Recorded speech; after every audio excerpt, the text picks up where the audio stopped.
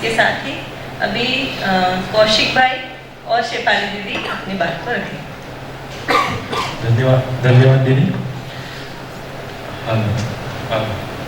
नमस्ते सभी को। मेरी भी जर्नी सबकी तरह एक नॉर्मल स्टूडेंट के रूप में ही रही। उससे पहले दीदी बता दिए कि हम सब लोग अध्ययनार्थी है ही, तो मैं उसमें ज़्यादा विस्तार में नहीं जाऊँगा। जर्नी की शुरुआत में जैसे एक फ्लो होता है, एक बच्चा जैसे जन्म लेता है, फिर थोड़ा बड़ा होता है, स्कूल शुरू करता है और बड़ा होता है, फिर वो उसको आगे कॉम्पिटिटिव एग्ज़ाम्स, ये प्रेशर वो प्रेशर, तो मैं भी उसी में चलता रहा। और इसी के चलते मैंने एजुकेशन में जैसे जैसे आगे बढ़ा तब ऐसा कुछ अलग से नहीं सोचा कि क्या करना चाहिए लाइफ में, क्या करना है, कहाँ पहुँचना है। जैसे सब लोग करते गए मैं भी वैसा ही करता गया, और ऐसे करते करते इंजीनियरिंग में भी पहुंच गए क्योंकि सभी लोग करते हैं। और उसके साथ कोई अगर पूछे कि भाई इंजीनियरिंग क्यों कर रहे हो, तो अपने पास तो दो ही ऑप्शन होते हैं, या तो डॉक्टर बनना है या तो इंजीनियर, और कुछ तीसरा ऑप्शन तो हमको ठीक ही नहीं लगता, या तो करने के बाद हम तीसरे ऑप्शन में जाते हैं। तो इंजीनियरिंग करते भी मुझे थर्ड सेम में पता लग गया कि इसमें भी मेरे पास कोई ऐसी अलग से चॉइस नहीं है। ये भी जो भी एजुकेशन है वो भी हम लोगों को फिक्स पैटर्न में फॉलो करनी है, तो इसमें हम कुछ अलग से कर लेंगे, या जो भी पेपर है जो मैं दे रहा वही मेरा कॉलीग या बाजू वाला है वो भी वही दे रहा है, सभी लोग एक ही तरह का पढ़ रहे हैं, तो फिर कहाँ पहुँचेंगे, और आगे जाके तो वो कंपटीशन में ही फॉलो होता है। तो मैंने सोचा कि खुद की जर्नी, खुद की जॉब वो सब तो करेंगे, लेकिन उसके साथ एजुकेशन में कैसे मैं कुछ कर पाऊँ, या मान लो मैं अपने फ्यूचर में अपने नई पीढ़ी को मैं क्या दे पाऊँ, उसके लिए मैंने सोचने का साथ में नज़रिया बनाए रखा। और जैसे जैसे करके इंजीनियरिंग को मैंने पूरे किए और जॉब स्टार्ट कर दी। जॉब स्टार्ट करते पहली बार एक दोस्त ने मुझे बताया कि एक वर्कशॉप रहता है जीवन विद्या परिचय शिविर, तो उस परिचय शिविर में मैं गया, तो वहाँ पे कुछ अलग तरह से बातचीत होती थी। मतलब अभी तक हम एक क्लासरूम स्टडी को फॉलो करते थे कि एक जन बोल रहा है और बाकी सब सुन रहे हैं और सबको सुनना है, चाहे अच्छा लगे कि ना लगे सुनना है। बट यहाँ पे डायलॉग विधि से बातचीत होती थी, और मुझे कुछ अलग लगा। ऐसा इतना कुछ समझ नहीं आया कि बहुत ज़बरदस्त चीज़ है, लेकिन इतना लगा कि कुछ संबंध की बात कर रहे हैं और अच्छे से जीने की बात हो रही है। और चूँकि मैं आदर्शवादी विधि को ही फॉलो करता था, तो उसको भी मैंने आदर्शवादी विधि से अपनी तरह से उसका अर्थघटन कर दिया। अब उसके चलते फिर वापस 8-10 महीने जॉब करी, फिर वापस जीने गए, वापस कम पड़े कि यार क्या हो रहा है, और उसके चलते अब लगा कि नहीं अब कुछ अलग करना है, जॉब को या तो मैं बदलूँ या फिर बिजनेस स्टार्ट करूँ कुछ, या सीधा एजुकेशन में इन्वॉल्व हो, लेकिन पता नहीं था कि एजुकेशन में क्या करना है। तो फिर सेकेंड शिविर की उस समय मुझे वो 3 चीज़ें पकड़ में आई। एक तो एक रहस्य मुक्ति, मतलब अपन रहस्य से मुक्त हो सकते हैं। अभी तक हमको कुछ भी चीज़ लगता है तो हम सीधा मान लेते हैं, या फिर बताते हैं कि ऐसा ऐसा था, ऐसे हम लोग आए, ऐसे दुनिया बनी, तो हम भी ऐसे सब एक्सेप्ट कर लेते थे। लेकिन उन्होंने कहा कि मैं रहस्य से मुक्त हूँ और सभी लोग रहस्य से मुक्त हो ही सकते हैं। एक चीज़ ये मुझे बहुत ज़बरदस्त लगी, और जीवन परमाणु की और जीवन क्रिया, उसको समझते समझते ये भी पता लगा कि इसी कंटेंट के बेस पे एजुकेशन में काम हो रहा है। तो मैंने सोचा कि अच्छा इसको कैसे एजुकेशन में ला सकते हैं। तो फिर आगे मैं अध्ययन के लिए मन बनाया, हापुड़ गया, अध्ययन शिविर वहाँ पे स्टार्ट हो रही थी अपने कॉलेज और दिल्ली के टीचर्स के लिए। तो उसमें हमको समाज के बच्चों की तरह से एक एक्सेप्टेंस है, और हमने वो शुरू किया। इस चलते चलते फिर वापस हम जैसे जैसे समझते गए, तो वैसे वैसे लगता जाए, ऐसा लग रहा है कि जहाँ पहले रहते थे वो सब पीछे छूट रहा है, मम्मी पापा छूट रहे हैं, दोस्तों से अभी वो उस तरह से दोस्ती नहीं बची है कि चलो मज़ा आता है मिलते हैं, ऐसा नहीं बचा है। लेकिन अभी मैं कहीं आगे निकला था अपने विचारों में कि भाई मुझे कुछ तो पाना है, और क्या कर रहा हूँ अभी। तो ऐसे चलते फिर मैं और अध्ययन में लगा। पैरेलली अहमदाबाद में अध्ययन शिविर शुरू हुई, तो वो भी अध्ययन शुरू किए, और उसके चलते वापिस में जैसे जैसे जीने में देखता, यहाँ पे कुछ समझते वहाँ पे जीते, यहाँ पे समझते वहाँ पे जीते, तो लगा कि नहीं अभी एक अभ्यास का भी एक मन बना है। अभी तक अपन कुछ काम किए बगैर ही पैसे कमाए और कुछ नहीं किए मगर भी कमा ही सकते हैं इतना, जो भी अपन मेन स्ट्रीम स्टडी की वजह से चालाकी पा ही लेते हैं, तो उसमें भी कुछ कुछ पा लिए थे।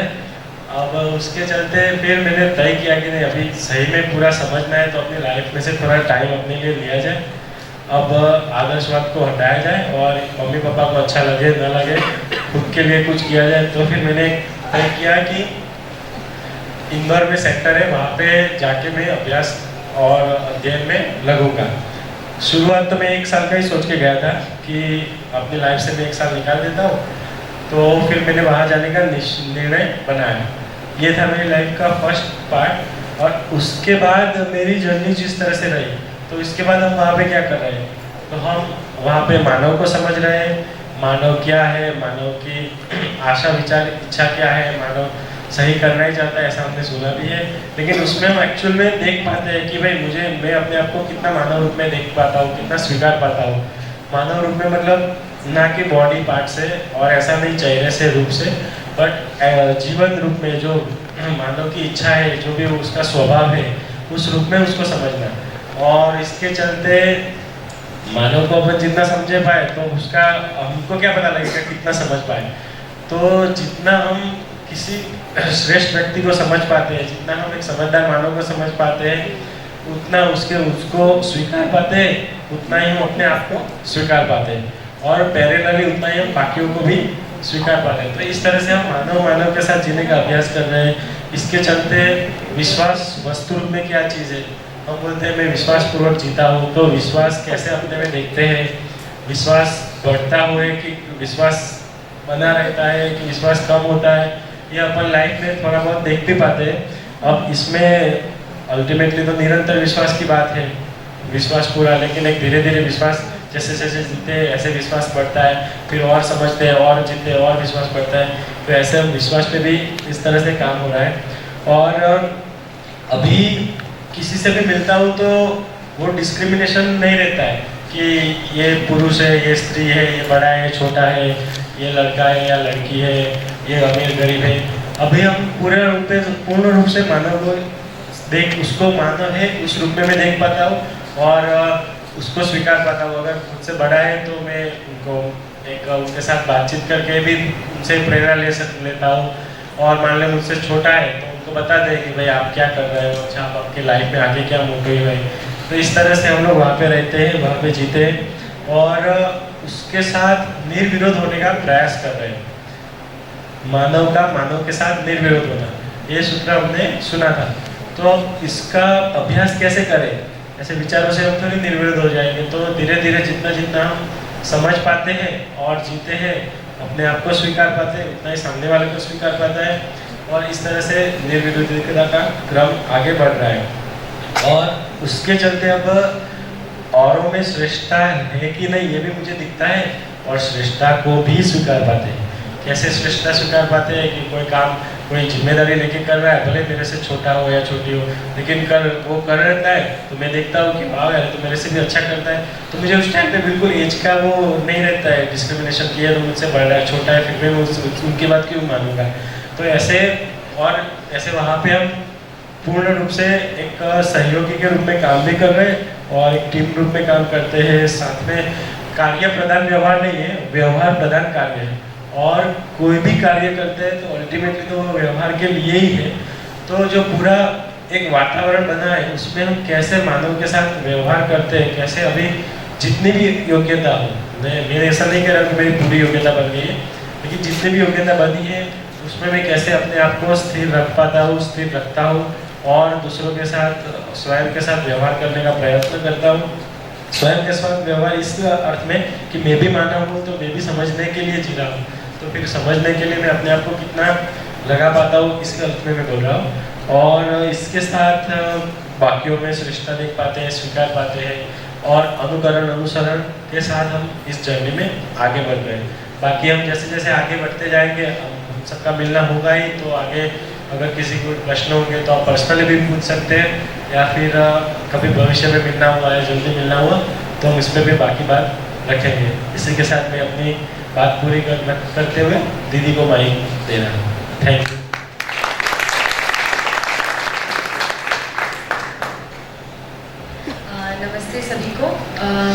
शेफाली है और मेरा वैसे स्किल अगर है तो आयुर्वेद की मैंने पढ़ाई करी है।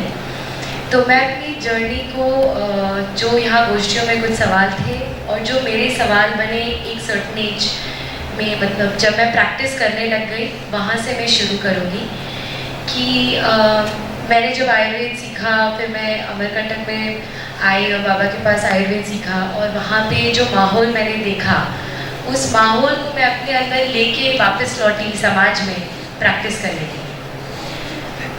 तो प्रैक्टिस करते समय 2-3 चीज़ें मेरे ध्यान में आई कि क्या मैं सिर्फ रिपेयर मेंटेनेंस के लिए हूँ कि कोई आए कुछ कर ले अपने शरीर को और आ जाए और बार बार वही गलती रिपीट करता जाए और मैं वापस मलहम लगाती चली जाऊँ। दूसरा मुझे लगा कि मैं जिस जगह में प्रैक्टिस कर रही थी कि यहाँ अमीरी गरीबी का इतनी तीव्र लाइन कैसे है, ऐसे कैसे है कि कुछ लोग एक्सप्लॉइट होते चले जा रहे हैं और ऐसे कैसे है कि कुछ लोग एक्सप्लॉइट करते चले जा रहे हैं। तो ये मुझे बिल्कुल समझ में नहीं आ रहा था कि समाज में इतनी गहरी इनइक्वालिटी कैसे हो गई है। तीसरा मैं देख पा रही थी कि क्या मेरा लाइफ एक ही डायमेंशन में ही रह के सीमित रह जाएगा, क्या मैं सिर्फ स्वास्थ्य में ही काम करती रह जाऊंगी, ये मुझे अंदर से ठीक नहीं लग रहा था। चौथा मुझे लगा कि जो शिक्षा हम पाके आए, क्या मैं उससे वास्तव में संतुष्ट हूँ, या मैं जो भी वहाँ अमरकंटक में देख के आई थी, सीख के आई थी, या वैसा जीना संभव है कि नहीं है हर मानव के लिए। इस जर्नी के तहत मैंने 1 साल भारत में यात्रा करी, ये देखने के लिए कि कौन कौन लोग हैं जो स्वास्थ्य पे काम कर रहे हैं, वो कौन कौन लोग हैं जो मानव के साथ जुड़ के काम कर पा रहे हैं। वो 1 साल की यात्रा करने के बाद हाथ में इतना ही आया कि कितना भी बढ़िया NGO क्यों ना हो, कितना भी बढ़िया काम क्यों ना कर रहे हो, लेकिन उनके अंदर जो लोग बैठे हुए हैं वो बहुत ही दुखी हैं। उनमें इतना ईगो है, इतने ईगो क्लैशेस है कि वो एक दूसरे को ही बोल रहे हैं, भाई यहाँ आना मत, आओगे तो फंस जाओगे। तो ये मुझे बिल्कुल समझ नहीं आया कि ये कैसे हो रहा है। और इसी में मैं तलाश करने लग गई कि भाई ऐसा कौन व्यक्ति है जो लोगों के साथ जुड़ के जी पा रहा है, ऐसे कौन से वो परिवारों के साथ जीने वाले लोग हैं जो एक एक को स्पेस दे पा रहे हैं। क्या कोई टीम वर्क वास्तव में कर पा रहा है, या बोलते हैं टीम वर्क और करते हैं दबाव, करते हैं एक्सप्लॉयटेशन। तो ये मेरे कुछ सवाल थे जिसको लेके मैं घूम रही थी। और इसी प्रोसेस में मैं पिछले साल अप्रैल में पहुंची थी MCV के मानव चेतना विकास केंद्र इंदौर। वहाँ मैंने देखा, क्योंकि मैं वहाँ भी अध्ययन करने के लिए गई कि क्या यहाँ क्या हो रहा है, क्या यहाँ भी वही हो रहा है जो बाकी जगह मैं देख रही थी। तो मैंने पाया कि नहीं, यहाँ पे स्वतंत्रता है। यहाँ मैंने नोटिस किया कि 25 परिवार साथ में रह पा रहे हैं। अगर फ्रिक्शन होता है तो उनके पास एक प्लेटफॉर्म है जहाँ वो उस पर बात कर पाते हैं और एक आगे के स्टेप पे पहुँच पाते हैं। तो मैंने ये भी नोट किया कि एजुकेशन क्या चल रहा है यहाँ। तो पाया कि ऐसा एजुकेशन चल रहा है जहाँ पे मानव दूसरे मानव के साथ कैसे जुड़े, चाहे वो हमसे छोटे हों, चाहे हमारे हम उम्र हो, चाहे हमसे बड़े हों, हम कैसे टैकल कर रहे हैं हर सिचुएशन में, हर रिलेशनशिप्स को। तो मैंने ये भी पाया कि वहाँ पे बहुत बढ़िया कम्युनिकेशन बिल्डिंग हो रहा है, साथ में ये क्लैरिटी भी हो रहा है कि ये रिलेशनशिप काय के लिए है। Is it for fun, is it for having entertainment, और does it really have a purpose. तो इन सब को देखने के बाद मुझे लगा कि जो मैं चीज़ें देख पा रही थी कि हेल्थ आइसोलेशन में नहीं हो सकता है, वो बात सच निकली। जो मुझे लग रहा था कि एक मानव मल्टी डायमेंशनल रूप में जीना चाहता है, लेकिन कैसे जिए, उसका मुझे वहाँ स्वरूप देखने को मिला। तो इसी में मैं जोड़ रही हूँ कि मेरे में जो विश्वास घट गया था कि भाई क्या समाज में हमको ऐसे ही जीना पड़ेगा, क्या हमें किसी को दबाना ही पड़ेगा, क्या हमें दबना ही पड़ेगा। तो इन सब चीज़ों का जो मेरे अंदर भय था और खुद से मैं डर रही थी कि क्या मैं दूसरे के साथ जी पाऊंगी, या कुछ ही हैंडफुल लोग हैं जिनके साथ में जी सकती हूँ और बाकी के साथ में जी नहीं पाऊंगी। डर थे, उसको रिजॉल्व करने के लिए मैं वहाँ पहुँच गई एंड आई डिसाइडेड कि I will settle here in MCV के। एंड वहाँ पे रहते हुए just want to give you a sketch कि मैं वहाँ क्या क्या कर रही हूँ।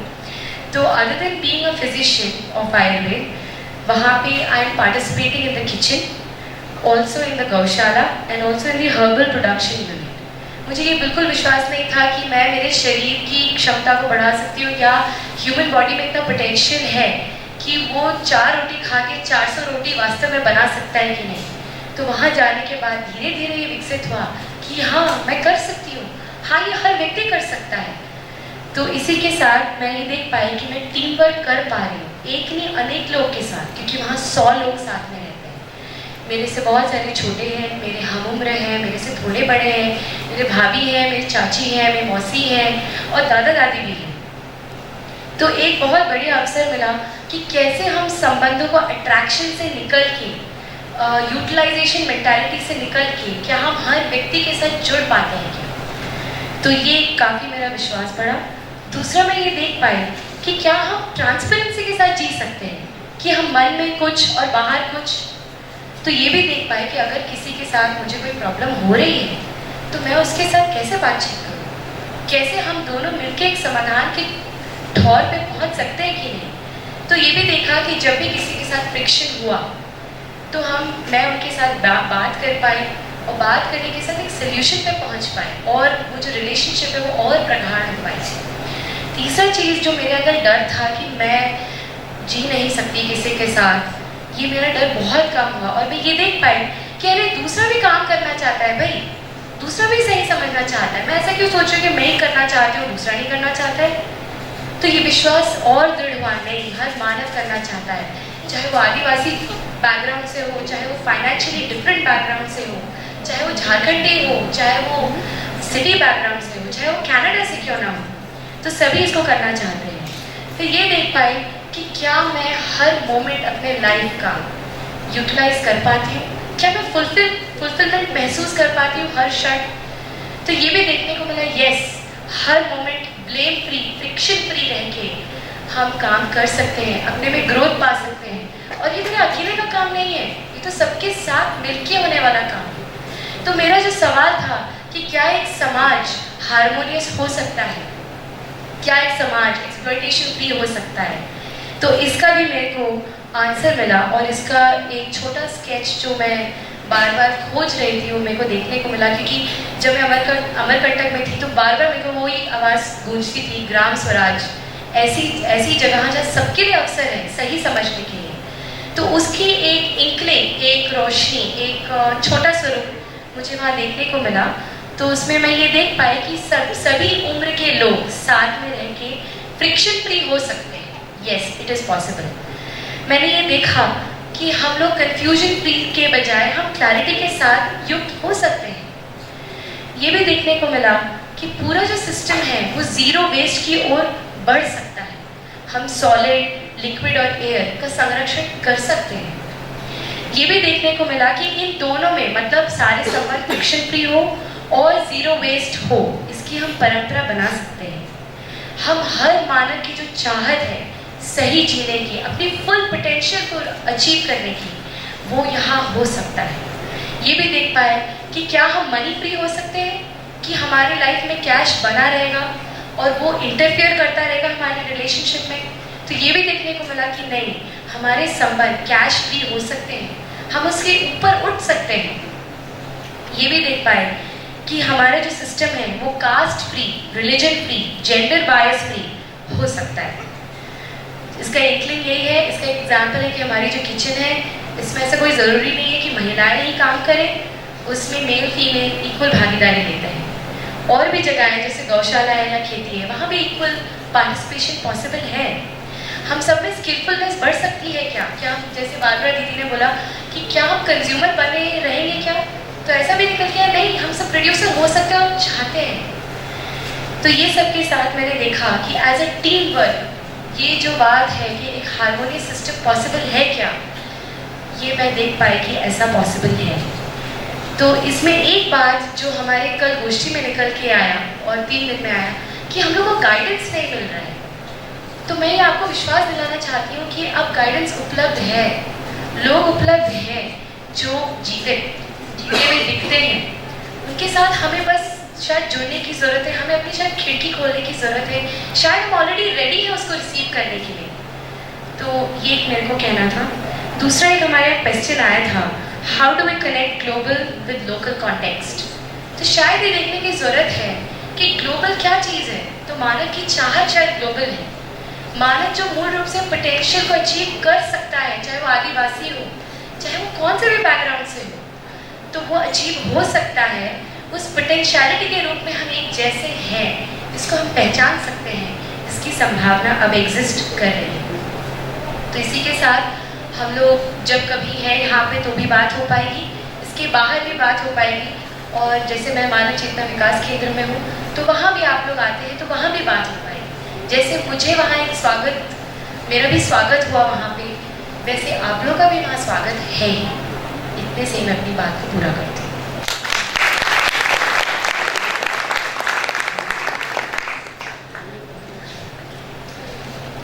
बहुत बढ़िया। जैसे कौशिक भाई ने और शेफाली दीदी ने अपनी बात रखी, तो जो हमारे भी कुछ मुद्दे थे, चर्चा थे, संबंध में 3 पीढ़ी में कैसे जिया जाए, व्यवहार को कैसे ठीक किया जाए, पति पत्नी संबंध या नरनारी समानता कैसे हो सके, कैसे हम एक दूसरे के साथ निर्विरोध पूर्वक व्यवहार कर सके और जी सके। तो ये सारी जो हमने चर्चाएं की 2 दिन में, उसके कुछ प्रयास के आधार पे कुछ उनको परिणाम मिले हैं जो उन्होंने आपके साथ साझा किए हैं। अभी इसको देख के विश्वास बनता है कि मानव मानव के साथ जी सकता है, और जीने के अर्थ में जो समझ का भाग है वो अगर पुष्ट हो जाए, अगर अध्ययन हमारा सफल हो जाता है, तो हम किसी के भी साथ विरोध के बिना, विरोध से मुक्त होकर जी सकते हैं।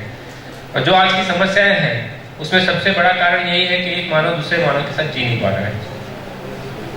तो वो कैसे हो जाए, कैसे हम अपने में विश्वास पैदा कर सके, कैसे एक ऐसी व्यवस्था खड़ी हो कि जहाँ पे कोई किसी का शोषण नहीं कर रहा और किसी का शोषण भी नहीं हो रहा, जहाँ पे ना प्रकृति का शोषण हो रहा है ना मानव का शोषण हो रहा है।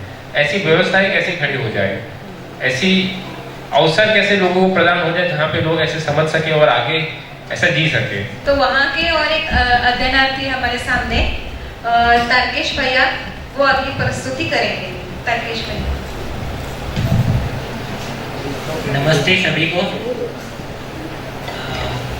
जैसे गोष्ठी में प्रश्न सबके निकल के आ रहे थे शिक्षा को लेके, तो मेरा भी प्रश्न कहीं ना कहीं शिक्षा को लेके ही था, जिसकी वजह से मैं अध्ययन तक पहुंच पाया था।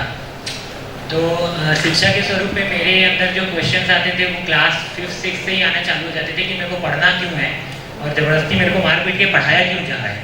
तो इसका मेरे को क्वेश्चन का उत्तर समझ ही नहीं आता था कि क्यों पढ़ना है। लेकिन पढ़ाई में फिर भी कहीं ना कहीं से मन लग जाता था, तो धोखे से 10th क्लास में वही अक्रॉस 60-70% के आसपास बन गया। तो जैसे ही परसेंटेज आया तो घर वाले लोग का सोच विचार बन गया कि पढ़ने में ठीक ठाक है। तो फिर मैंने घर वालों से पूछा कि मेरे को आगे क्या करना चाहिए। तो एक अच्छी सी गैदरिंग बैठी मेरे घर की, जिसमें मामा जी, चाचा जी सभी मिल के बैठे और सभी ने एक निकाल के लाया कि क्योंकि आपने 60% से अबव लाया है तो आप साइंस ले सकते हैं और आपको साइंस ही लेना चाहिए। ये एक चीज़ निकल के आया वहाँ से। और दूसरा ये भी निकल के आया कि कॉमर्स जो है वो जो बच्चे बहुत थोड़ा कम पढ़ पाते हैं वो ही लेंगे। तो फिर मैंने देखा कि मेरा भैया भी 60% से अबव लाया था, पर वो कॉमर्स खुद की मर्जी से ले लिया था। तो मेरे को वहीं से कॉन्ट्रडिक्शन लगने लगा कि घर वाले बोल रहे कमजोर बच्चे कॉमर्स लेते हैं, तो मुझे वहाँ से एक तो क्वेश्चन मार्क बन गया, शिक्षा क्या बताना चाह रही है। अब मैं धीरे से, अब घर का सभी का था कि मैं साइंस लेके पढ़ सकता हूँ, तो मैंने साइंस लेके पढ़ा और फिर 12th में भी ठीक ठाक परसेंट आ गए। फिर मेरी मुसीबत और बढ़ गई कि अब मेरे को क्या करना है। तो फिर घर वालों ने एक जुगाड़ निकाला और उन्हें बोला कि अगर आपका मन ठीक ठाक से इंजीनियर बनने में है तो बन जाइएगा। तो फिर मैंने एक गैदरिंग बैठा ली कि इंजीनियर बनना क्यों है, क्या पर्पस है। फिर उसमें मेरे को समझ नहीं आया कि पर्पस क्या निकल गया है, पर ये समझ आ गया कि इंजीनियर बनना है क्योंकि पैसा कमाना है।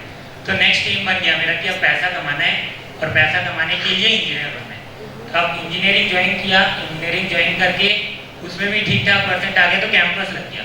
अब कैंपस लगते ही मैं सोचा कि धन तो कमाना ही है, पर उस कैंपस में जाने का भी दिन में आ नहीं रहा था। और घर पे जैसे ही बोला कि मुझे कैंपस में नहीं जाना है, मुझे अभी जॉब करने का नहीं है, थोड़ा और पढ़ लेता हूँ, तो फिर एक्सप्लेनेशन आया कि इतने दिन से पढ़े क्यों थे, धन कमाने के लिए, तो जाओ अब काम करो।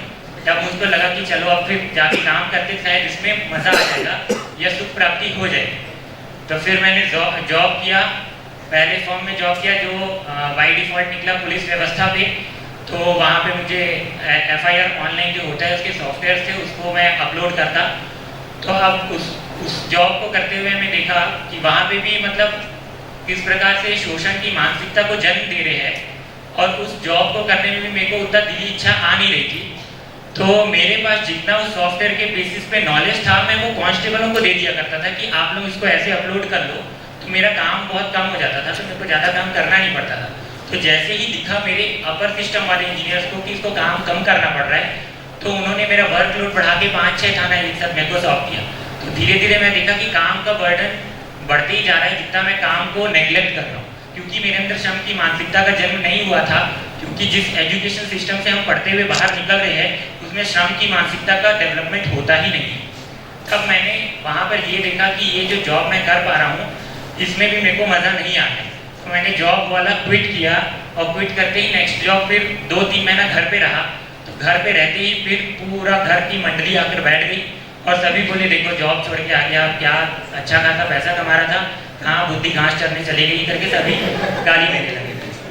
अब मैं फिर सोचा, फिर मैं ये देखा कि मेरा भैया बिजनेस कर रहा है, इवेंट मैनेजमेंट करता है, तो मेरे भैया को बहुत बड़ा स्पेस मिल रहा है, वो बहुत सारी चीज़ों को सर्च आउट कर पा रहे हैं। तो मेरा भी मन लगा कि मैं भैया के साथ ही कहीं जाता हूँ, इवेंट मैनेजमेंट करता हूँ। जितने बड़े बड़े लोग थे जो कुछ ज्ञान की चर्चाएं कर रहे हैं, सभी से भैया का पर्सनल कांटेक्ट था, जिसकी वजह से मैं भी उनके पास जा पाता था और जाके उनसे यही क्वेश्चन पूछता कि आप भय से अभय होने का सूत्र दे रहे हैं, पर अभय तो आप स्वयं नहीं दिख रहे। तो फिर मेरे भैया ने बोला कि उनसे ये सब प्रश्न मत पूछ, मेरा जॉब चले जाएगा, तू वापस जाके घर पे बैठ जा।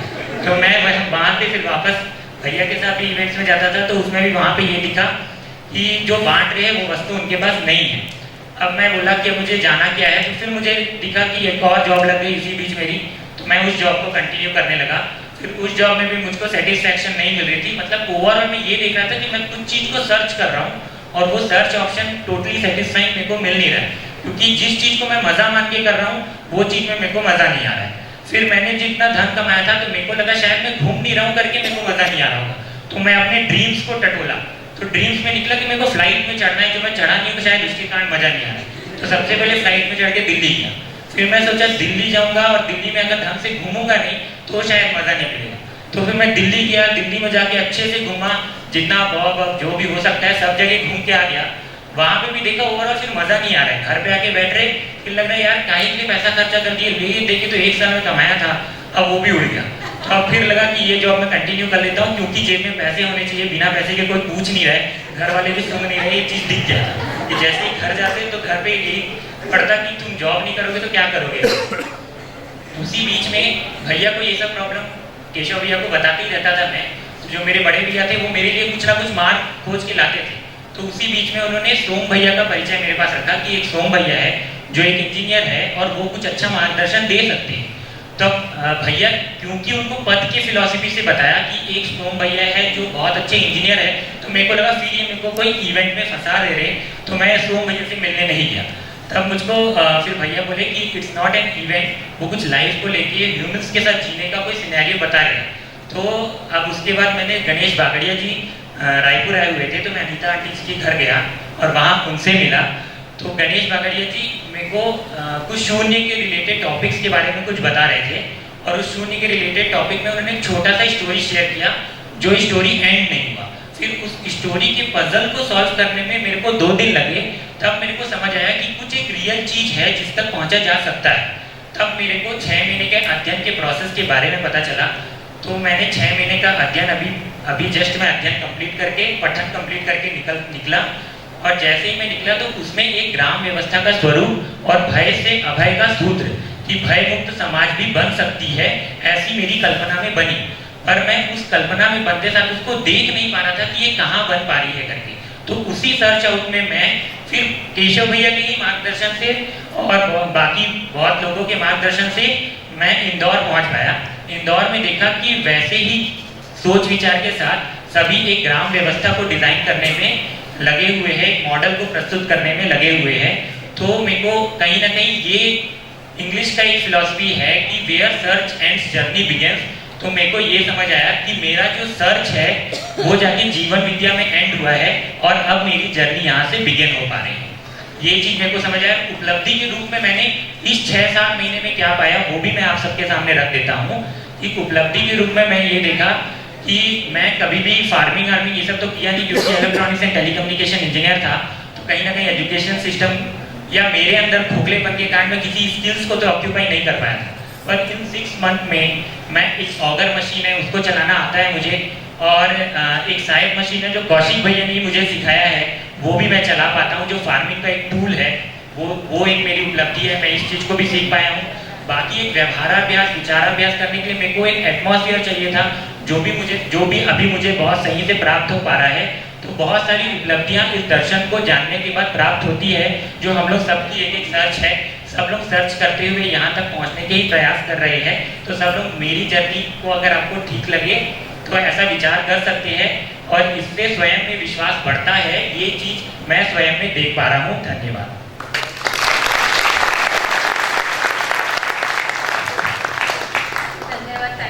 बहुत ही उत्साह के साथ रखा। थोड़ा समय का ध्यान रखते हुए हम लोग ऐसा सोच रहे कि 2-3 प्रस्तुति हो जाए, फिर बात को रखना ठीक रहेगा।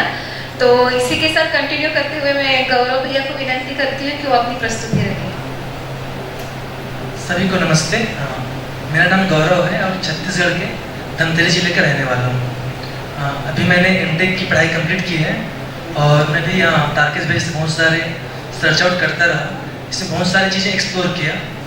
और जो डाउट तारकेश भैया का था, जो कंफ्यूजन के हैं तारकेश भैया का था, वैसे ही भी 2-3 दिन की गोष्ठी में मैंने बहुत सारे युवाओं से मिला, उनमें भी बहुत सारी स्पष्टता चाहिए था।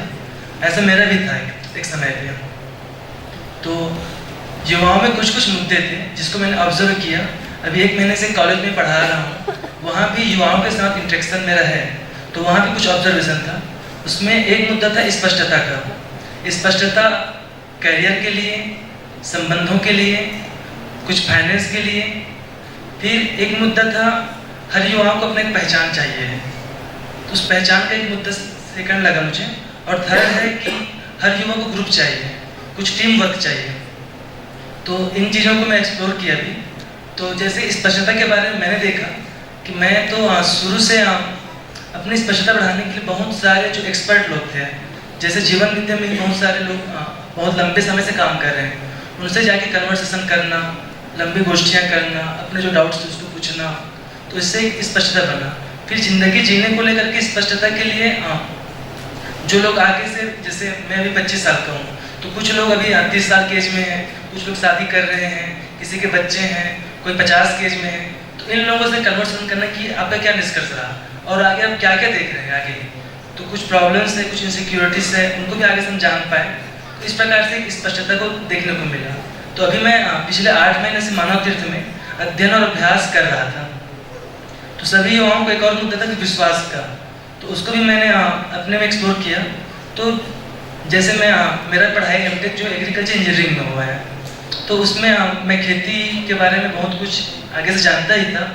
तो मेरा मन था कि अभी जो स्किल वाला पार्ट है उस पर तो मैं कर ही लूँगा, और किया ही बहुत सारी प्रैक्टिस हूँ। लेकिन जो हमारे संबंध के पार्ट है और कुछ समाधान वाले पार्ट है, उसके लिए मैंने 7 से 8 महीने खूब मन लगा के अध्ययन और पठन किया। तो इसका उपलब्धि ये रहा कि एक लाइफ के बारे में क्लैरिटी बना। और मेन उपलब्धि ऐसा लगता है कि हम कोई भी सिचुएशन रहे, हम टीम वर्क के साथ उन सिचुएशन से अपन सॉल्यूशन प्राप्त कर सकते हैं। तो इतना ही रहा है। धन्यवाद गौरव भैया।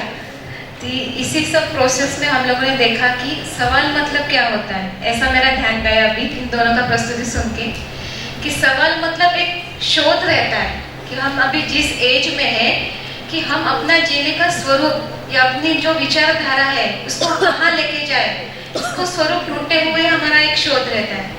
तो जैसे तारकेश भैया ने भी बताया कि जैसे हमारे इर्द गिर्द जो लोग हैं, हमारी शिक्षा व्यवस्था है, समाज है, हमारे जो पालक है या फिर जो माँ बाप है, वो हम लोग को समय समय पे अपनी जो सोच है वो बताते जाते हैं कि बेटा ये करो, ये ठीक होगा। फिर कुछ दोस्तों से भी पता चलता है।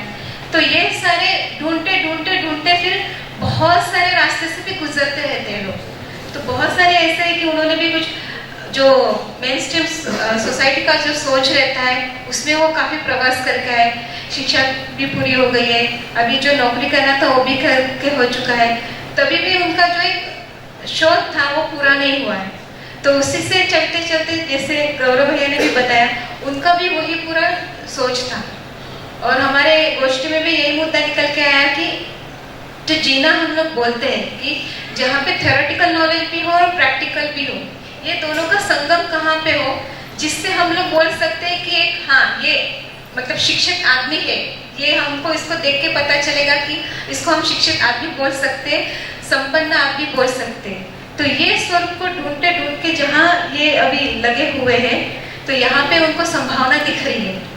तो इसी के प्रवास में और एक हमारे सामने प्रस्तुत करने जा रहे हैं लुकस भैया, जो स्पेन से है, तो उसकी प्रस्तुति हम लोग सुनेंगे। Please Lucas.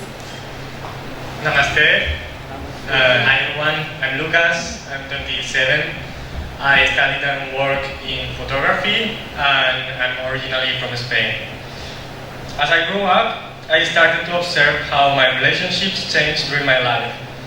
How, as I was progressing in my academic or professional career and my responsibilities were becoming bigger, the time I had to spend with my friends and family was less. Since the primary school, when I had the whole day to be surrounded by the people I wanted, till once I finished university and I started working, when I hardly saw my family once every 2 or 3 months, and because of the lack of time, the most of the relationships with my friends were becoming more distant, as well as our thoughts. This made me feel that my relationships, instead of progressing, were becoming stagnant. One day, I reached a point where I decided I couldn't accept this for myself. And because I really didn't know how to change this situation in my own environment, I decided to change my lifestyle. So I quit my job and I started traveling around the world with the idea of understanding what are the bases that the humans are moving for and to see different ways of living.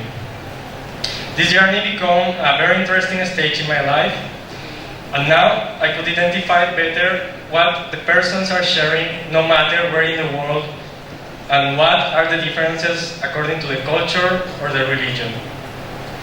Now I had a more clear vision of what I wanted and what I didn't want. During this trip, I managed to work and travel at the same time, and after a while, I decided to have a rest and come back home. After so long abroad, I was really looking forward to spend all my time with friends and family, to share with them everything that I lived in the past months. But what I found was different. I had my full time to invest in my relationships, but everyone around me were becoming more and more busy. So now they didn't have almost any time for me. Now I could identify that the problem was not only in my previous lifestyle, but in the current system we are living in, which is not designed to give enough time to our relationships, which is not even considering relationships as the base of our lives. Instead of decreasing, my discomfort increased, and because I was still not able to find a solution, I decided to continue traveling. After 4 years in this amazing journey around the world, I saw that the differences in between humans are few and are mostly focused in the material things. The way we dress, the shape of our houses, or the language we speak. But the most important, that wherever I looked, there were some common bases in between all the persons. We all want our own happiness and as well the happiness of the people is around us. We just don't know how to get it. 1 year ago, in my path through Canada, I founded a family that was living with different values than the ones I used to see around me.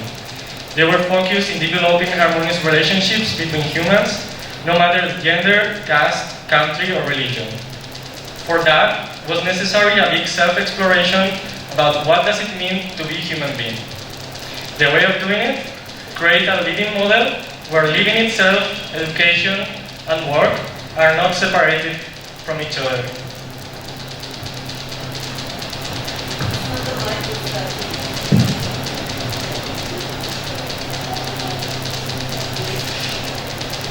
A living model not based in interest or wealth motives, but in develop a joyful and happy life through our relationships with humans and nature. I felt that this was not only an alternative, but a responsibility with myself if I want to see such a model growing up, and if I want to see my own life leading to a model of prosperity, where we are able to produce what we need, so we can move away from accumulation and the constant fear about our future. This family I met 1 year ago is now getting bigger, and they are living in the Center for Harmonious Coexistence in Canada. In this short but amazing time, I learned how if we can really trust our relationships, and that this new living model is allowing us to build them stronger every day, we can completely assure that however the future will be and whatever are the activities we do, we will keep this prosperity between us.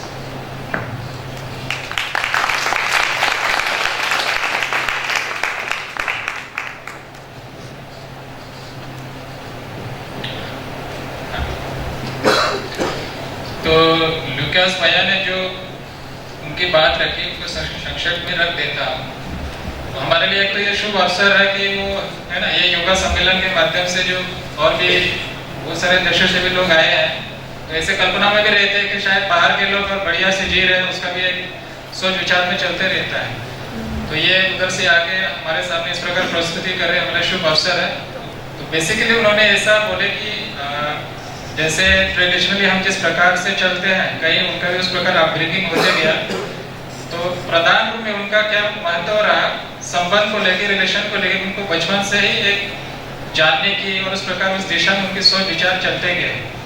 तो उन्होंने ये पाया कि बचपन से ही जैसे वो बड़े होते गए तो जिम्मेदारियां बढ़ती गई, तो उन जिम्मेदारी को पूरा करने के लिए वो शिक्षा भी ली, शिक्षा के माध्यम से उन्होंने नौकरी भी करने लगे। तो नौकरी करने से ठीक है, कुछ ठीक ठाक हो गया, परंतु ये बाद में उन्होंने ये भी पाया कि जैसे नौकरी में वो व्यस्त हो गए, बाकी उन्होंने ये भी देखा कि दूसरे उनके मित्र या फिर परिवारजनों के लिए उनके समय उपलब्ध नहीं होते थे उनके इंडिविजुअल के स्तर पे। और बाद में उसको थोड़ा और शोध करने के लिए वो बाहर गए और दूसरे देशों में गए, दूसरे जगह में गए। तो वहीं से कुछ महीनों के आने के बाद वो ये देखे अपने गांव में या फिर अपने जगह पे जब आए, वो ये भैया उल्टा हो गया। जो उनके मित्र थे उनके पास समय नहीं थे उनसे मिलने के लिए, 2-3 महीने बाद घर पे आए। तो ऐसा एक होता है ना, एक प्रकार से ये संबंध को लेके और उस प्रकार एक दूसरे से बात करना, संवाद करना, ये पूरा नहीं हो पा रहा था। तो इसी के और ज़्यादा डीपर स्टडी के लिए उन्होंने और निर्णय लिया कि थोड़ा और मैं जान लेता हूँ, थोड़ा शोध कर लेता हूँ। तो इसी के सिलसिले में वो हमारा निकल पड़े। तो इस यात्रा में उन्होंने कनाडा में पहुँचे, जो सेंटर फॉर हार्मोनियस कोएग्जिस्टेंस करके हैं। तो वहाँ पे पहुँचे, तो वहाँ पे पहुँचने के बाद वहाँ पे जो लोग रह रहे थे उनके साथ सब बातचीत हुई, परस्परता हुई। तो उस दौरान उनको काफ़ी कुछ स्पष्टता आई, जिसको देख के या फिर समझ के उनको काफ़ी अच्छा लगा, और ये एक प्रकार से आश्वस्ति बनने लगे कि इसको और समझा जा सकता है, उस प्रकार से और जिया जा सकता है, और इस विश्वास के साथ वो चल रहे हैं।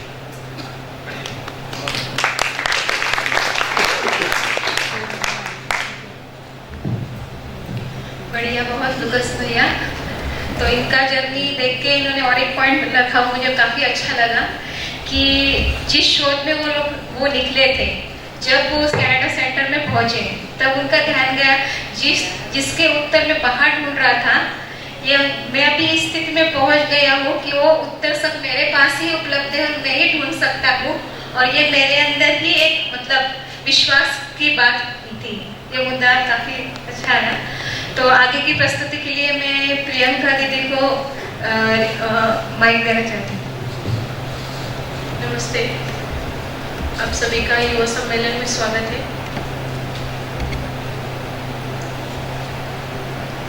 मैं अपनी एक छोटी सी शेयरिंग करना चाहूँगी। मेरा शुरू से ही रहा कि बचपन से मैं एक ऐसी शिक्षा चाहती थी जो कुछ जीने में आए। आजकल की शिक्षा जो चल रही है उसमें इतनी तृप्ति नहीं मिल रही इंसानों को, ये देखने को मिली है। मैंने पढ़ाई 12वीं तक अभी कंप्लीट किया है। अभी कॉलेज का आगे सोचना है, लेकिन मुझे शिक्षा इसी तरीके से चाहिए था जो इस जीवन विद्या में है, जो कुछ जीने के लिए प्रेरणा देती है, जो कि श्री नागराज बाबा जी का अनुसंधान है।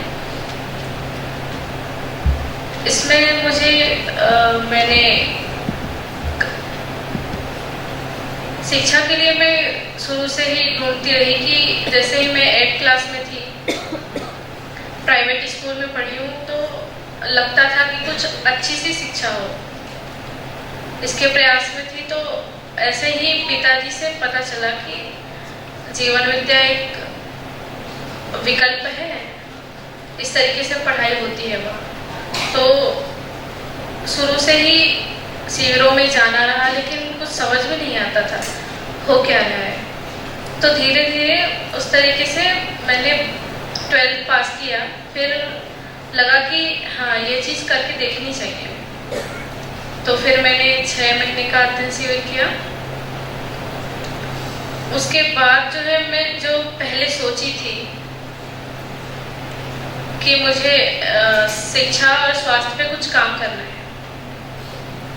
तो वो चीज़ मुझे काफ़ी गहराई से सोचने में आई।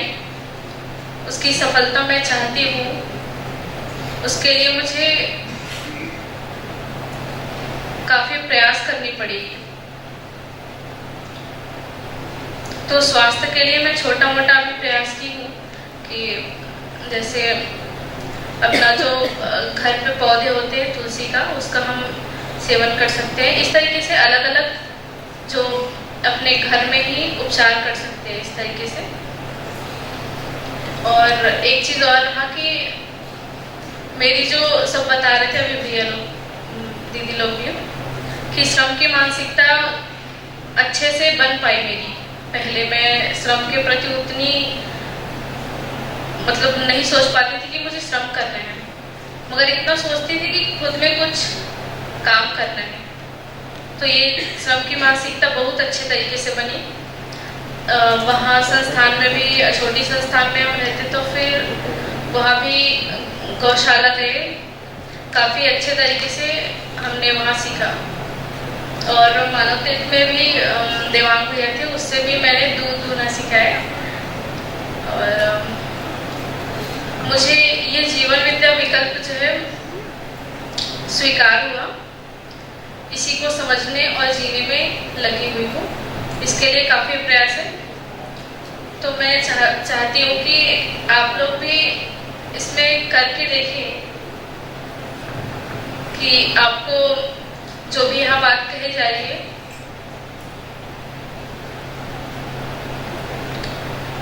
उसको आप लोग भी देखें कि जिंदगी में क्या परिवर्तन आता है। तो हम सब मिलकर ये कर सकते हैं, यही मेरी इच्छा। बढ़िया, बहुत संक्षिप्त में और अच्छे से रखा प्रियंका दीदी ने। फिर आगे की प्रस्तुति के लिए मैं नीलेश भैया को रिक्वेस्ट करती हूँ।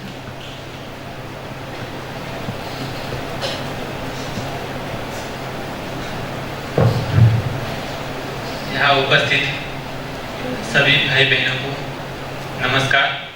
मैं नीलेश महाराष्ट्र से हूँ। महाराष्ट्र में यवतमाळ जिला है, वहाँ पे साईखेड़ा नाम का एक छोटा सा गांव है, वहाँ से मैं आया हूँ। एक किसान परिवार से बिलोंग करता हूँ और बचपन से ही घर में गांव में किसानी से जुड़ी बातें होती थी, तो उसमें ही धीरे धीरे करके रुचि बनने लगी। लेकिन 8वीं 10वीं क्लास तक तो ऐसा कोई था नहीं कि किसी उत्पादन पैसे को लेकर कुछ सोचता था या उसमें ध्यान ज़्यादा था। तब तक तो खेलकूद में या स्कूल का ही रहता था सारा।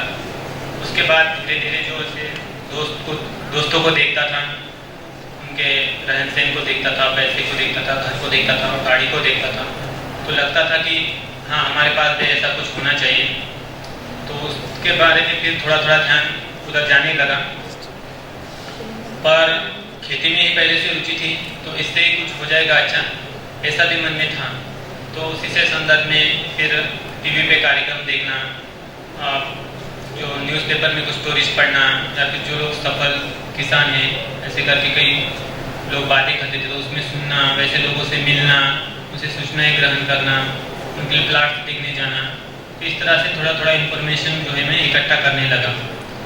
और वैसे कोई मैं डायरेक्ट भूमि का मतलब काम तो नहीं करता था खेती में, लेकिन घर जाकर ऐसे बातें शेयर करता था मैं कि ऐसी खेती करनी चाहिए, वैसी करनी चाहिए, इससे ज़्यादा उत्पादन होगा, इससे ज़्यादा इनकम होगा। तो इस तरह की चीज़ें चलती थी। और वैसे मैं खेती में तो कुछ करता नहीं था, लेकिन सीधा घर में जाकर पता था आप लोग ऐसे करते हो, सही है, गलत है, तो ये लगाना चाहिए, ये नहीं लगाना चाहिए। तो घर में भी ऐसा पता था कि अभी तो एक मौसम भी नहीं है और ये कर भी नहीं सकते, और ये करता भी नहीं, इससे तो कुछ होगा नहीं। तो बोलते कि हाँ तुम जरूर करना है ऐसे, अभी मतलब तुमको जब मौका मिलेगा तब करना, अभी तुम पढ़ाई करो। तो एक था भी, मुझे पता था कि मैं भी नहीं कर पाऊंगा, और ये लोग भी, मुझे वो प्रोसेस भी नहीं पता था खेती में कितना समय लगता है, या फिर क्या प्रोसेस है, किस तरह जमीन तैयार की जाती है, कैसे बीज आते हैं, कैसे खाद देना है, पानी देना है, इन चीज़ों का पता भी नहीं था। बस थोड़ी बहुत बातें सुनते थे कि इन्होंने अच्छे बीज नहीं लगाए, इससे इनको अच्छा उपज नहीं हुआ, या फिर पानी नहीं दिया, खेत नहीं दिया, कोई औषधि नहीं दी, इसलिए ये चीज़ें उनका जो है कोई किसान सफल हुआ या असफल हुआ, एक थोड़ा थोड़ा इन्फॉर्मेशन था। तो मुझे लगा कि हाँ ये तो हम कर सकते हैं, तो हम भी कर लेंगे। लेकिन वो जब करके देखा मैं आगे, मतलब जब 12वीं, इसके बाद कॉलेज के बाद थोड़ा बहुत जो किया मैं, तो उसमें मुझे पता चला कि बाकी चीज़ें जो लोग कर रहे हैं, सफल किसान बोल रहे हैं कि वो ठीक है, वो एक उनको जब हम पर्सनली जाकर पूछते हैं कि आप जो कर रहे हैं कैसा हम करेंगे तो क्या हम सफल होंगे, या फिर किस तरह से करना है, तो वो लोग इतने पॉजिटिव राय नहीं देते कि हाँ आप भी करो, हम लोग आपको मार्केट में सहयोग करेंगे। वो काफ़ी निगेटिव बातें बोलते थे या बता देते, ऐसे उनकी राय रहती थी कि हाँ ऐसा मतलब होने के लिए काफ़ी कंडीशंस हैं, ऐसा करना इतना आसान भी नहीं है। फिर उसका पूरा लंबा कैलकुलेशन बनाते हैं। फिर उसके बाद फिर कुछ प्रोसेसिंग का भी सोचे, कुछ बाकी चीज़ों के बारे में सोचते थे, कई करने के बारे में। तो उनके साथ भी चर्चाएं होती थी, उनको भी मिलना होता था। वो लोग भी एक तरह से मतलब निगेटिव कमेंट्स करते थे कि भाई इस व्यवसाय में काफ़ी मतलब कॉम्पिटिटर है, या फिर उस तरह का मार्केट नहीं है, या फिर इसमें काफ़ी मतलब रिस्क भी है, कुछ मतलब सफलता नहीं है। हम लोग भी अब इसको थोड़ा थोड़ा करके ड्रॉप कर रहे हैं, हमारा भी मन नहीं है इसमें करने का। तो इस तरह से रहा है कि वहाँ पे हम कुछ करने जाते हैं तो सहयोग और मार्गदर्शन वाले कम, और जो है असफलता की बातें बदलने वाले ज़्यादा लोग हैं। तो एक वहाँ पे विश्वास ही नहीं बनता कि हम कुछ खड़ा करेंगे या कुछ कर लेंगे करके। उसके बाद लगा कि यार खेती में तो नहीं बन पाएगा, इसमें तो सफलता जैसी चीज़ हमको नहीं प्राप्त होगी। तो फिर एक ऐसे ही हमारे दोस्त थे कुछ जो किसी संस्था एनजीओ में काम करते थे, उनसे बात हुई। तो एक था कि गांव में रहता था, तो गांव में गरीबी भी थी और कुछ लोग बेरोजगार भी थे, शिक्षा भी नहीं थे। तो ऐसे कुछ प्रॉब्लम्स था। ये भी एक मन में था कि इनके लिए भी कुछ होना चाहिए, क्योंकि उन्हीं के साथ हम रहते हैं, उठते हैं, बैठते हैं, देखते हैं रोज। तो एक ख्याल था, एक खुद का भी था और इनकम का, उत्पादन का। तो ये सारी चीज़ें कभी कभी अंतर्द्वंद उसका होता ही रहता था, ये भी करना चाहिए, ये भी करना चाहिए। तो इसके लिए कोई ये नहीं था कि किस रास्ते से होगा दोनों का भी। तो फिर एक एनजीओ को ज्वाइन किया, तो उन्होंने बहुत सारा बताया था कि हाँ गांव में काम करते हैं, गरीबों के लिए काम करते हैं, किसानों के लिए काम करते हैं। फिर उसको ज्वाइन किया, लगा कि हाँ इसमें तो हमारा पैसे वाला भी हो रहा है, मतलब जो हम इनकम का भी सोच रहे हैं वो भी हो रहा है, मतलब समाज में भी कुछ कर रहे हैं। तो इससे हमारा मतलब सारा हो जाएगा, इसमें हमारा जो है जो एक संतोष जो है इसमें पूरा हो जाएगा, सारी आवश्यकताएं इसमें पूरी होगी। ऐसा करके उसमें ज्वाइन किया। उसमें भी काफ़ी टास्क रहते थे, 15 दिन का, 1 महीने का, 3 महीने का। मैंने काफ़ी महीनों काम करने के बाद पता चला कि लोगों को हम किसी फैसिलिटी प्रोवाइड करना चाहते हैं, कोई योजना का लाभ देना चाहते हैं, तो उसमें भी एक डॉक्यूमेंट्स की लंबी लिस्ट है। उसको एक आदमी अपना काम धंधा छोड़ के एक डॉक्यूमेंट्स के लिए 15-15 दिन लगते हैं, वो निकालने जा रहा है। उसके बाद उसको सबमिट करना है, उसको पहुँचाना है ग्राम पंचायत से, पंचायत समिति लेकर ऊपर फंडिंग तक, उसके प्रोसेस की और जिसका वगैरह प्रोसेसिंग है, उसमें महीनों लग रहे हैं। उसके लिए फंडिंग भी अवेलेबल होता है, नहीं होता है। तो लोगों को हम आश्वासन दे रहे हैं, भैया आप लोग ये करो, हम लोग आपका काम कर देंगे। मीटिंग लेके पूरे गाँव वाले लोगों को बता रहे हैं, लेकिन होने के रूप में तो कुछ हो नहीं रहा है। वो भी एक था कि वहाँ पर भी काफ़ी पीड़ा हुई, उसमें भी दुख लगा कि यार पहले लगा कि इसमें सब हो जाएगा। तो ऐसे ही चलते चलते एक दिन एक टास्क मिला कि ऐसा मॉडल बनाना है, आइडियल मॉडल जिसे हम सारे लोगों को दिखाने सके। एक ऑर्गेनिक फार्मर है जो उसमें लगा है पूरा, और एक ऑर्गेनिक बढ़िया फार्मिंग का एक मॉडल बनाना था मुझे। ऐसा है तो एक सायखड़ा यहाँ पे एक परिवार है भारत भाव का जो ऑर्गेनिक खेती करते हैं पूरी तरह से, लेकिन वो हमारे फील्ड में नहीं आता था क्योंकि उनका तहसील अलग था और हमारा अलग था, लेकिन हमारे गांव के नज़दीक था। तो वो एक रेडीमेड था एक मॉडल मेरे लिए। तो बाकी किसानों को बहुत ट्राई करने के बाद भी वैसा कोई मॉडल बना नहीं, लोगों ने कोई एक्सेप्ट किया नहीं। तो फिर उनसे मैं गया कि मैं ऐसे सोच के गया कि मैं अपने कुछ आइडियाज़ बताऊँगा, अगर वो कन्विंस होते कि हाँ नीलेश भाई के आइडियाज़ पूछ रहे तो हमने प्रयोग कर रहे, इस तरह से हम अभी प्रयोग कर रहे हैं। ऐसे कन्विंस कराने के उद्देश्य से मैं गया, उनसे मिला, उन्होंने हाँ कहा क्योंकि उनको भी बात करना ही था। तो फिर उन्होंने मुझे मिलने के लिए बुलाया, फिर हम लोग बात की, इससे बात करते करते जीवन विद्या की बात होने लगी। तो पहले मैं अकेला गया था, इसमें से काफ़ी कंटेंट मुझे अच्छे लगे क्योंकि मेरे पास ऐसी जनरल इन्फॉर्मेशन कोई भी नहीं थी।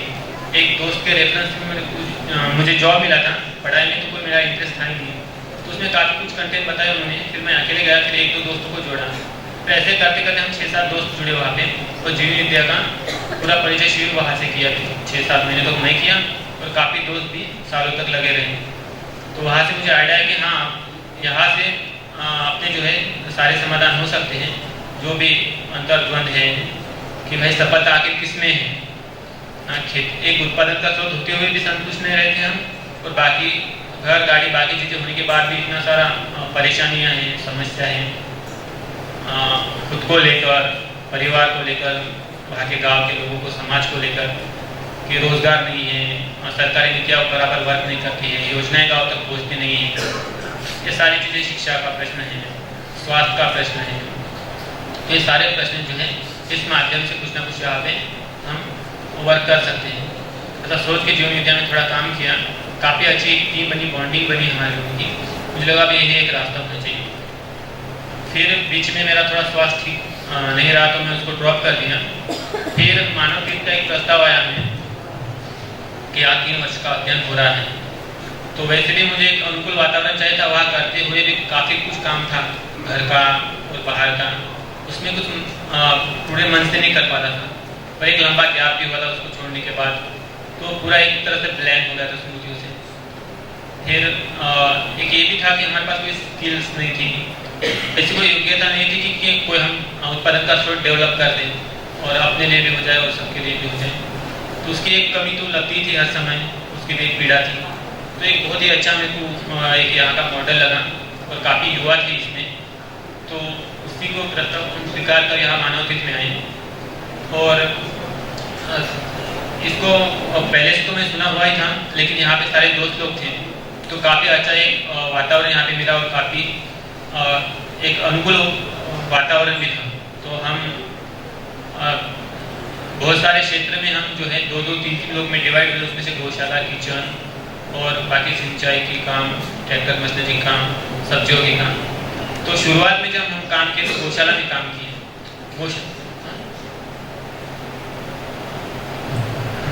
गौशाला में काम किए। एकदम सारे लोग नए नए थे, कोई गौशाला में काम नहीं किया था और बरसात का सीजन था, तो गौशाला में गाय बहुत हड़बड़ाती थी, तो हमको पता नहीं था कि उसको मैनेज कैसे किया जाए। तो हमारे पास फिर एक होम थिएटर था अमृत भाई के पास, तो हम शुरुआत में थोड़ा गौशाला में थोड़ा म्यूजिक भी चलाते थे, होम थिएटर वगैरह लगा दिया कि शायद गाय उससे शांत हो जाए थोड़ी सी करके। तो इस तरह से हम फिर शुरुआत किए, ऐसे प्रयोग चलते थे और टीम वर्क था, हम सारे मित्र थे और काफ़ी एक दूसरे को प्रोत्साहित करते थे। हंसी मजाक करते करते कब काम खत्म हो जाता था पता ही नहीं चलता था। ऐसे करके जिस क्षेत्र में हमारी भागीदारी थी, इसके अलावा क्षेत्र में भी हम जाते थे, क्योंकि वहाँ पे बहुत सारे लोग हम बढ़िया से मतलब बातचीत करते हुए सारा काम करते थे। तो ऐसा कभी लोड रहा नहीं था, जैसे हम घर में करते थे प्रेशर लेके सुबह से लेकर रात तक। तो काफ़ी हल्का फुल्का था और काफ़ी यहाँ पे सहयोग करने वाले थे। जैसे वहाँ पे लगता था कि हम अकेले ही है और अकेले ही करना पड़ेगा और कोई भी कार्यक्रम संभव है ही नहीं। तो इस तरह से रहा, तो इससे काफ़ी कॉन्फिडेंस बना। काफ़ी क्षेत्रों में हम काम किए, जैसे गौशाला हुआ, किचन हुआ सिंचाई हुआ, ट्रैक्टर चलाए, कार सीखे, अपना सिलाई का काम हो गया, औषधि का भी थोड़ा बहुत काम किए, उसमें भी रहा। तो ऑर्गेनिक खेती हो गया, डिकम्पोजर बनाना हो गया, राइजोबियम हो गया, इस तरह से काफ़ी क्षेत्रों में हम लोग काम किए। तो इससे इतना कॉन्फिडेंस आया कि हम अभी कोई भी व्यवसाय करें या कोई भी उत्पादन करें, बहुत सारे लोग मार्गदर्शन करने के लिए भी है और सहयोग करने के लिए भी है, और हम हर काम में जो है सफल हो सकते हैं। यह पूरा विश्वास यह उपलब्धि के रूप में हमारे पास आज 1 साल बाद है। धन्यवाद।